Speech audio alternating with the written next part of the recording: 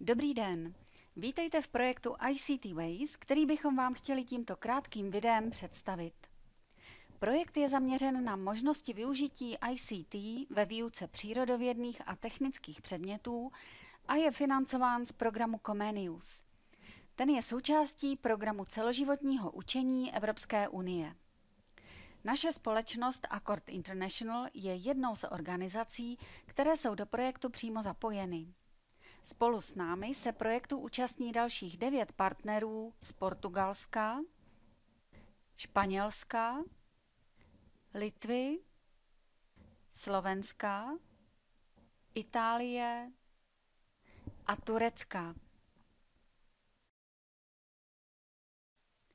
V posledních letech je na evropské úrovni kladen stále větší důraz na zavádění informačních a komunikačních technologií do výuky a na jejich aktivní využívání. V souvislosti s tímto trendem je potřeba současnou situaci analyzovat a vytvořit soubor doporučení a vodítek, které budou zaměřeny na zlepšování technik výuky a učení se s pomocí ICT. Zejména je důležité věnovat pozornost oblasti přírodovědných a technických oborů, kde může využití ICT částečně nahradit nákladné laboratorní vybavení. V rámci projektu budou vytvořeny přehledy stávajících ICT učebních pomůcek v základním a středním školství v Evropě. Zároveň se zaměříme na zmapování mezer a nedostatků v softwarovém a hardwarovém vybavení, zejména v oblasti technických a přírodovědných vyučovacích předmětů. ICT Ways provede analýzu vzdělávacích možností pro učitele v oblasti užívání ICT. Zároveň v projektu zhodnotíme motivaci studentů a uživatelů pro užívání ICT pomůcek ve školách. Důležitým projektovým výstupem bude sada doporučení, dobrých praxí a osvědčených postupů užívání ICT v přírodovědných a technických předmětech. Tato doporučení se budou týkat i využití specifického hardwaru a softwaru, který se pro tyto účely osvědčí jako zvlášť vhodný.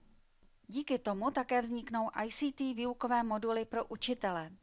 Ti tak jednoduchým způsobem získají potřebné znalosti a dovednosti.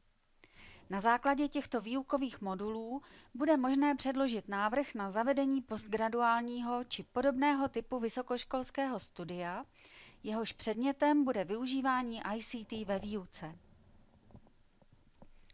V rámci projektu organizujeme množství národních i mezinárodních akcí, kde se učitelé mohou seznámit s nejnovějšími ICT nástroji a trendy v oblasti výuky přírodovědných a technických předmětů. A hlavně zde mohou sdílet své osobní zkušenosti. V projektu vznikne komunita ICT Ways Network, díky níž dojde k rozšíření spolupráce na národní i evropské úrovni. Také bude založena Evropská asociace ICT Ways, která bude pokračovat v projektových aktivitách i po ukončení jejich financování z programu celoživotního učení. Pokud vás náš projekt zaujal, velice rádi vás přivítáme mezi členy komunity ICT Ways. A samozřejmě vás také srdečně zveme na všechny akce, které budeme v rámci projektu pořádat. Další informace o projektu a termíny všech projektových akcí naleznete na webových stránkách projektu nebo na webových stránkách naší společnosti. Nezapomeňte nás také sledovat na sociálních sítích. Těšíme se na vás v komunitě ICT Ways.